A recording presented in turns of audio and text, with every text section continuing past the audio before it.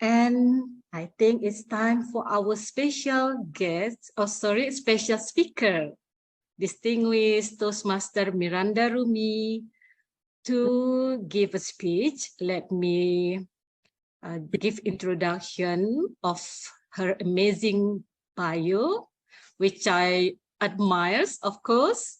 Our distinguished Toastmaster Miranda Rumi is a life coach trainer, motivational speaker, and uplifter specializing in emotional healing. So I think it's related to our topic tonight. And deliberate manifestation and compassionate communication. She currently serves as District 87 Club Growth Director, and everything she does in her profession is the result of her being a Toastmasters member. And the speech title, Toastmaster WIIFM, or What's in It for Me. The description of her speech is we talk about the benefits and also values in being a Toastmasters, as well as the opportunities and personal or professional development that await you as the result of being an active learner and practitioner of Toastmaster. Distinguished Toastmaster Miranda, the spotlight is yours. Thank you. What an introduction. So warmly received, and I feel so honored to actually visiting. This is the oldest club in Indonesia. Is that correct? Yeah, I just realized today, wow, what an honor to be the special speaker here. And I hope that I'm just going to be sharing today. It's not a blown out speech, and I would like to share my journey with you. And I hope that my journey in Toastmasters would inspire you and would ignite this spark to be excited again about Toastmasters, to be seeing Toastmasters perhaps with different eyes, with renewed eyes. So let me start with this. My Toastmasters journey. What's in it for me? So I joined Toastmasters 15 years ago. And at that time, I was very frustrated with my life. I was 46 then. And I can communicate and I can speak English, but I could not speak in front of people. Or if I have to speak in front of a group of people to present something, I would not be able to sleep the night before. My mouth would be so dry. My heart would beat so fast. And that was very, very frustrating and very painful. It's a suffering. If I'm sure Dia understand what I mean by that. Yes. Oh, my video has not started. It's not started. You guys didn't see me? Now, yes. Now, yes. Oh, before you didn't. All right. Okay. Thank you. So, yeah, with that, I remember my very first meeting, which was to deliver my icebreaker. And that meeting changed my life. And I tell you why. I came from, you can say, a rather dysfunctional family, but I also can say that 99% of our families are dysfunctional to some extent. But what it left me with was that I was criticized often growing up and often blamed, so hardly ever appreciated. And being the youngest of four, I was never really listened to or heard. And I was quite young compared to my older siblings. And so result, I was quite capable. I was a good student. I was, I would say I was smart, but I didn't have the confidence. I didn't have confidence as a human. And even at 46, I always doubted myself and didn't feel that I had anything worthy of sharing or of saying. And so that first Toastmasters meeting, my icebreaker speech was life-changing for me because for the very first time, I really experienced in my heart, in my soul, what it felt to be really listened to without judgment, listened to with bright eyes, and people were just wanting to tell me, yes, you can do it. Yeah, we're listening to you. We're enjoying listening to you. And that was such an amazing feeling. And that feeling never changed for me. And that's when I fell in love with Toastmasters, and I never stopped falling in love with, being in love with Toastmasters. And then I got evaluated, and that's another level again, because like I mentioned earlier, I was often, I was basically just criticized and blamed all my life. And so to be having somebody who said, hey, you did this well, and you look like a professional speaker when you smile, when you look around. And then they said, well, there's something that I would like to suggest you that can make you feel better, be more effective or something. I can't remember the exact words, but I remember the feelings. See, you never remember the words, but you will always remember the feelings. And the feeling I got was, wow, I am worthy. I am, I can do this. And people are willing to listen to me, and I have something to share, worthy of sharing. And so that was my beginning, the beginning of my journey. And I never looked back. And I got so excited from that very first meeting that I went back home and immediately opened the manual. And at that time, we only had the two manuals, the communicator manual and then the leadership manual. And I looked through the book until the very end. I said, wow, you can do this, you can do that. It's amazing. I'm learning all these things just by being Toastmasters. So it got me excited. I prepared, I immediately start thinking about what I'm going to do for my next speech and my next speech and my next speech. So, and the rest is history. And I just continued to grow. And within 3 months, I remember I had a conversation with a friend, an old friend, and it's a telephone conversation. And she said, hey, Miranda, you sounded different. I said, really? How? And she told me, your speech is more structured, and you speak calmer and slower, and it's easier to listen to you. So, ladies and gentlemen, if you're not a member of Toastmasters yet, that is the power of Toastmasters. Within 3 months, you can already feel the difference. You may not feel it yourself, but others will experience that difference. They can feel the difference in you. So all this input was very encouraging for me. And I just keep coming to the meeting, doing the speeches when I can. And I was lucky because at that time, my club was quite small. So I got the opportunity to do the speeches quite often. But because it's small, then I also did the double roles and all that, right? So being a speaker and then also doubling or sometimes tripling with the roles. So, but that's just like, for me, like just going downstream. I didn't do anything extra. I just did the project after project. Okay, did this program. this role, that role. And I didn't even have a mentor, but I just followed the manuals and just continue on. And then, as you know, if you had been a legacy program, eventually after you finish 10 speeches and a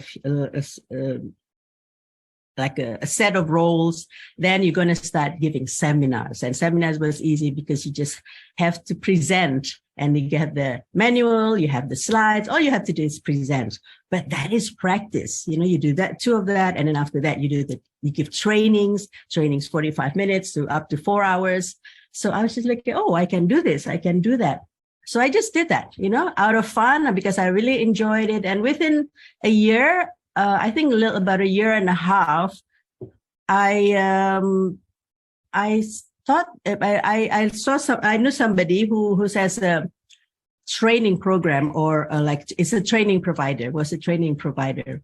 So I was putting all these materials from Toastmasters, and I said, hey, my friend's name is Gilda. Gilda, can I just try to do my training? And I showed her my modules that I created. Everything is from Toastmasters. There was nothing that came from me. I just put things together after this, and then, put the listening skills in that. And so I did my first training for BPR. I don't know if you know BPR, yeah? Bank Perkreditan Rakyat. So I give a training from top to bottom, and it was very successful. And I thought, wow, this is easy. And I didn't have to do anything. I was not even trained as a trainer, but just my experience, my practice in Toastmasters just brought me there. And then from there, I went to, I started thinking, oh, there's a trainer for trainers in Jakarta. So I decided, okay, I'll take the course. I took the first one, second one. And I said, actually, I didn't do too bad. I think I was probably doing at least better than 50 or 60% of the participants. And they're all bona fide trainers. So I told my training, the training company that I took the training from, and I said, can I give a training? And he said, yes. Okay. I said, so I make, like a 2-3 day training, and it was very successful. My first class, my first public class had like 32 students. And this is like, they just promoted. They don't know me. There was no social media at that time, but somehow, and the response was wonderful. So I just want to share with you, this is like what Toastmasters can do for you. And that's what Toastmasters had done for me. And, I started to become a trainer fully in 2010. And I went to Jakarta every couple of months. They promote my trainings, and I always have trainings, and a side job. I also get some like company trainings, and I went to Kalimantan, and trained for the Ministry of Finances and all of that, just from not really trying so hard. So that was very exciting, right? And as you know, being a trainer makes a lot of money. And I used to be an exporter, and I have like a business. I had 40 people working for me, but having a company and having people work for you is so hard. And being a solopreneur, an entrepreneur, just like being a trainer like that, is so much easier, and you get all the money to yourself. You don't have to pay anyone else, right? So that is in the nutshell where I am with that. And then, like 2 years later, from my group of trainers that I met, and then I heard about, like coaching. And so I think I was one of the first groups of coaches that was trained ICF based, so I'm a certified International Coach Federation. So that was with the first, now many of them are having their own training or training coaches companies. So yeah, and that was, I love Toastmasters. I can talk about Toastmasters for hours, and I'll never run out of things to talk about. But I'm here not just talking about me. I hope the little thing that I share about me would inspire you, or at least would make you curious. What is it in Toastmasters that changed a person like me, Miranda, here? And there's so many other things that too long to share, beautiful things. But I'm here because I have some questions that was given to me and these questions are very common. And I know many clubs are going through the same thing about not having enough members to attend clubs, or not having the excitement about coming to Toastmasters. And I would like to address these questions one by one. Okay, I hope I have enough time for this. All right. So how to implement what we learn in Toastmasters in our daily life. I think I already shared quite a bit. For me, I have a master in business. I have an MBA, but I mean, my MBA didn't really teach me much, because words don't teach, life experience does. In Toastmasters, I learned about life experience. And I see whatever I learn in Toastmasters, I try to connect it with my life. And I think if you, the way I see it is, I see how can what I learn here, I can use outside, and I can always find something. So let's say listening. I was a very, very bad listener. People told me that I was a very bad listener. But then you have the, so you learn what you're not good at. what you want to improve. So because I knew I was such a bad listener, so I said, okay, I'm going to learn about this. Toastmasters has a module called effective listening, if I'm not mistaken. So I learned that, I studied that, I trained, I gave training using that module so that I can learn. And then once I learned that, I trained others. And the result was astounding. It was just way beyond my expectation, that how listening as a listener can change yourself and also can change others. Change yourself a lot. I love listening so much that I wrote a book. It's called Listening is Sexy. So that is one very little thing that I learned in Toastmasters that I use to better myself in outside our daily life. And another thing, when you do your roles, right? You do, let's say, Toastmaster of the meeting. So who's Toastmaster of the meeting? Dia is the Toastmaster of the meeting. So when you do Toastmasters of the meeting, if you do this correctly, Dia, that means you have to organize the meeting, not just having the VPE, preparing all the role takers, and then you come as an MC. That's not the purpose of Toastmaster of the meeting. All right. So you do the Toastmaster of the meeting, you connect with members, you kind of like persuade or motivate them to join the meeting, to take roles. And in those moments, you're not just calling and say, hey, can you be grammarian or can you be evaluator? You chit chat first. You talk about their lives, and then you listen a little bit here and there. And then, once you had some conversation, then you said, hey, what are you going to do? are you coming to the meeting on Friday or on whatever day your meeting is? Then would you like to try this? So that's one way, being practicing your people skills. And then if I did a meeting, I would try to put the mix right also. It's okay. You're the boss of the meeting. It's your meeting. So you can make it your own. So you can ask the people that you want to be in your meeting to make your meeting successful. Yeah. So in that, you start learning to create your team building by working with people that work with you. Why would you ask somebody who that you don't really get along with, or, that is a bit difficult? Okay, you leave that for somebody else. But when it's me, I want this person because I want my meeting to be successful. All right. So just by doing that and then organizing outings, how to make the outings interesting and fun and enjoyable for people, making the attractive invitation, copywriting, and enticing, how do you how do you write it in such a way that people say, yeah, I want to come, I want to join, right? And all the way to doing contests and all of that. So from there, I got quite a few things, I used to write like a meeting notes.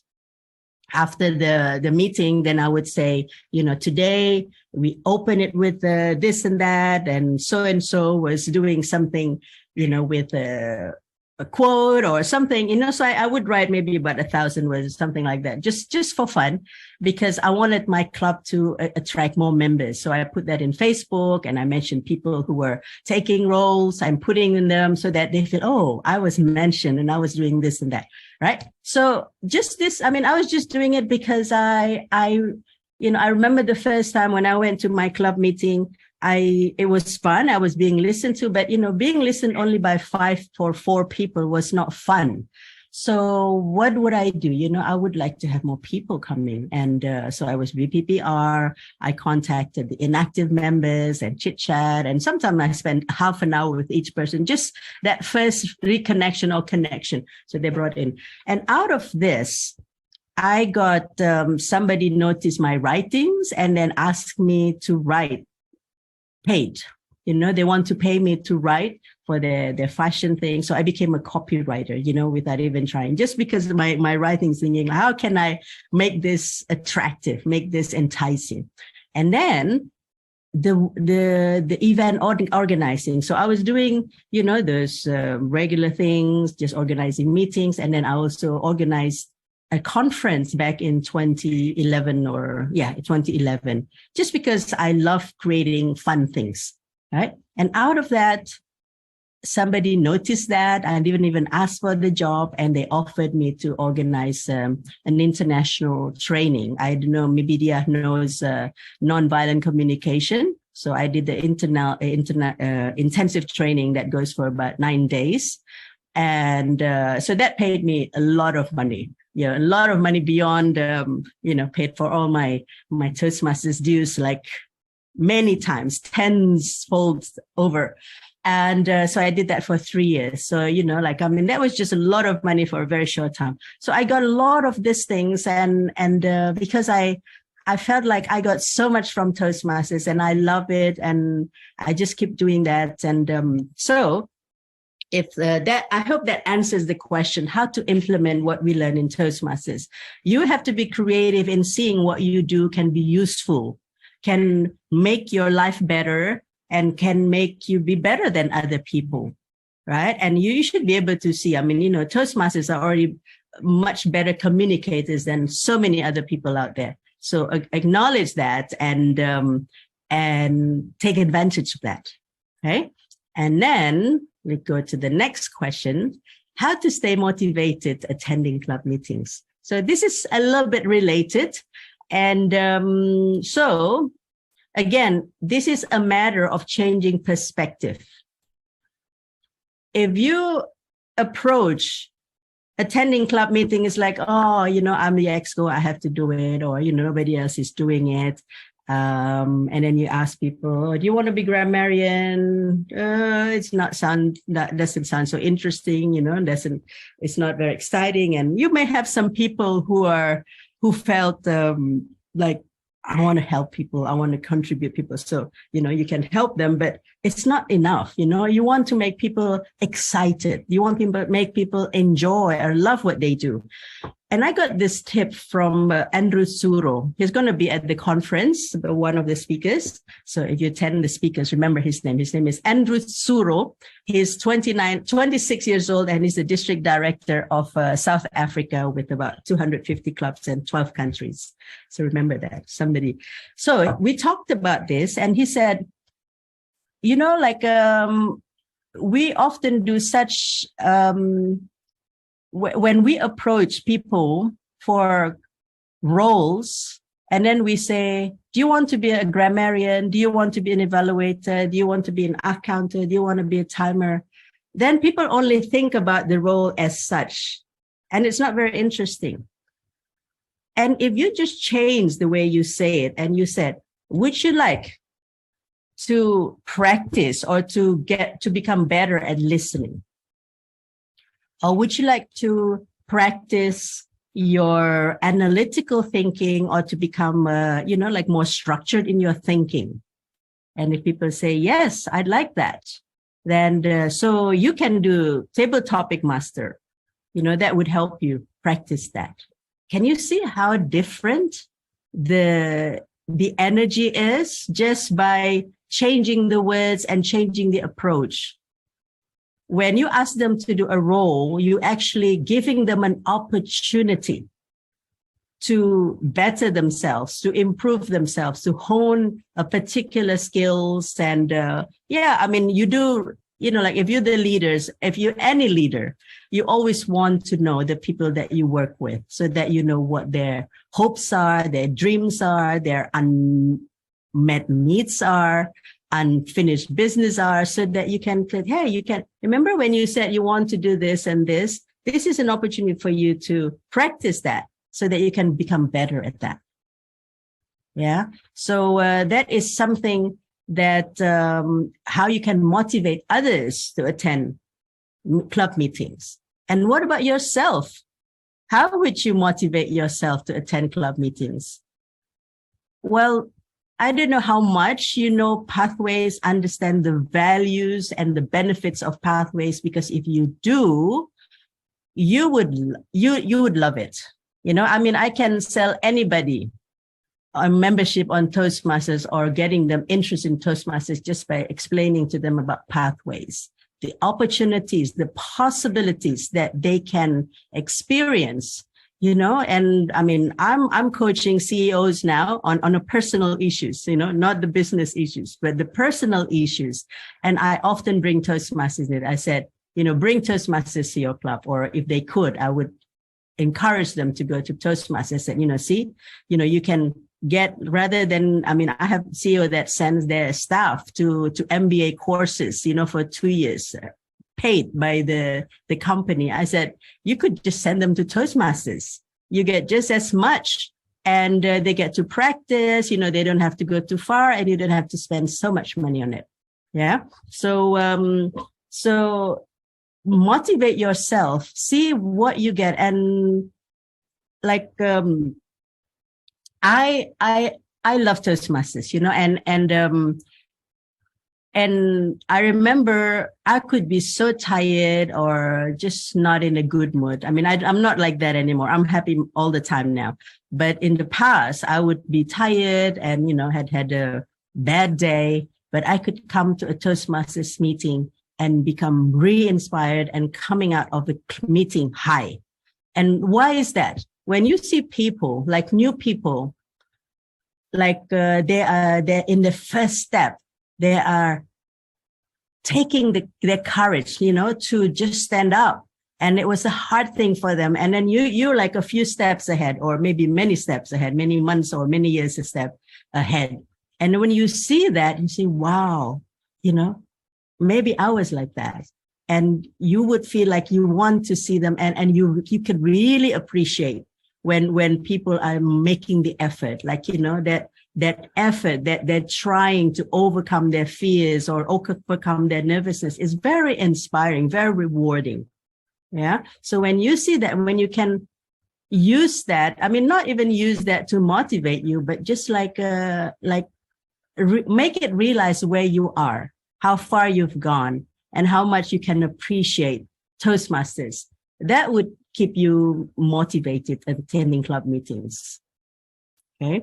And if you go to the leadership track, you know, when you're club leaders, you know new things that as a members you don't know. It's almost like you're in a smaller bubble, in an inner circle. You have more information, you have more tools, more resources, and that puts you slightly ahead of regular members. And it is if you can see that in your members, when they become exco, it's a big difference. Within very short time, they become a leader.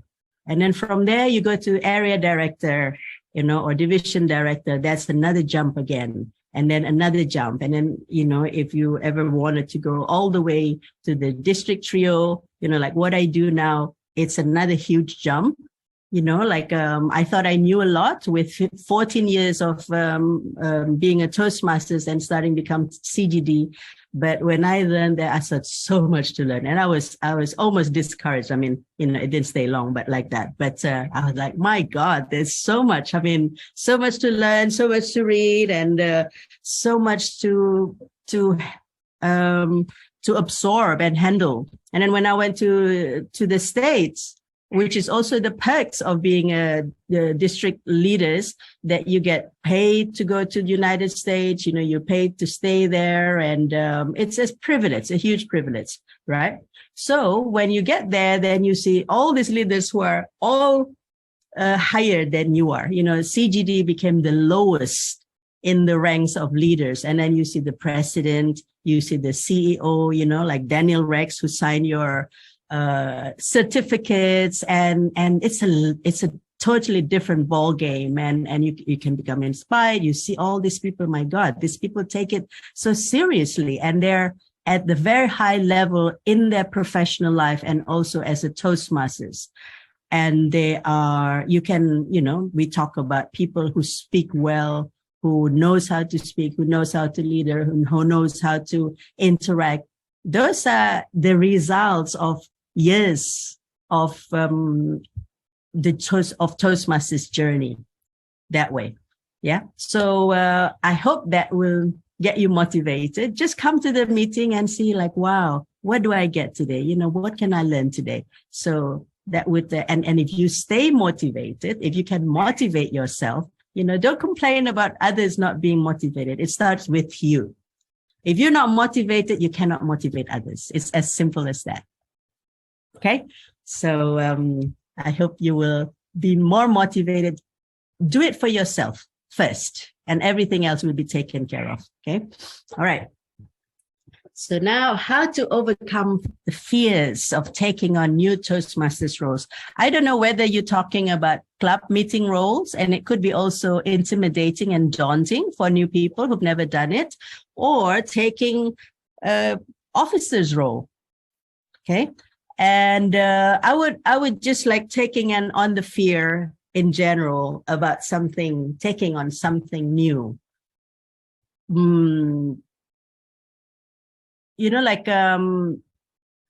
Ask yourself, what is it that you really want to do?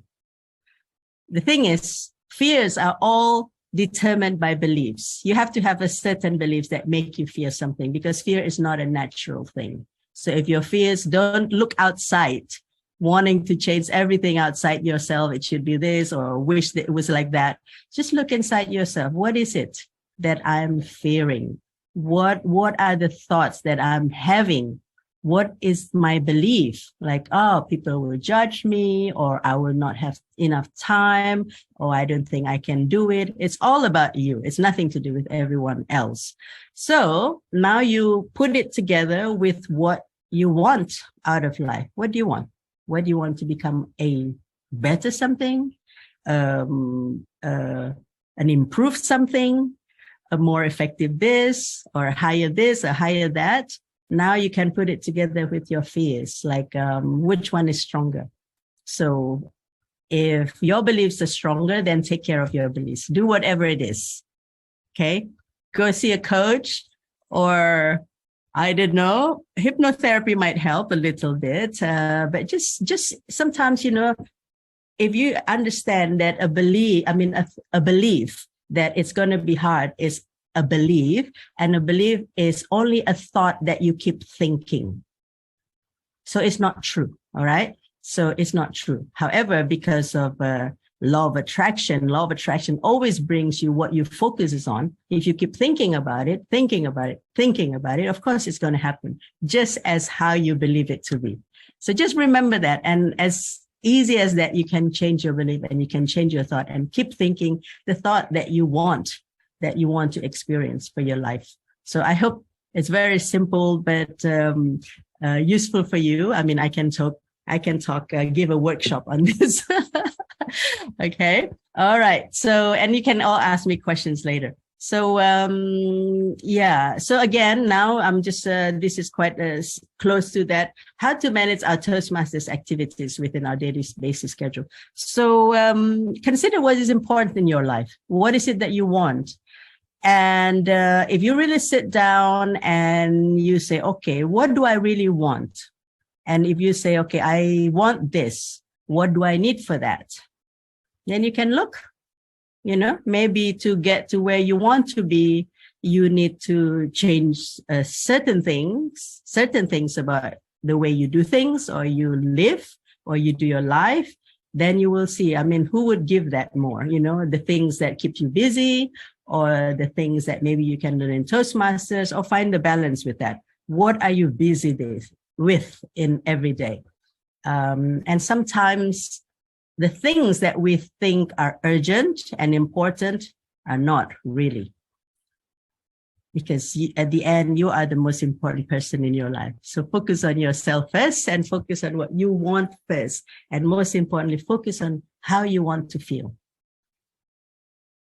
Okay. So when you want to feel, let's say you want to feel happy, you can be happy right there and now. You don't need to have anything change in your life, because it's a decision. And the minute you say, I want to be happy, you can actually feel happy. I want to feel at ease, which is a lot to do with being busy, right? I want to feel at ease. Then you're going to start feeling ease, or imagining what ease feels. And then you will be focusing more on what ease looks like rather than what's busy is. Okay. So I know I probably went way over time. So I'm going to wrap this up here. And if you have any questions, feel free to ask me here, or if we don't have time, I can share my contact here and you can contact me anytime. All right. So back to you, Toastmaster of the meeting, Dia.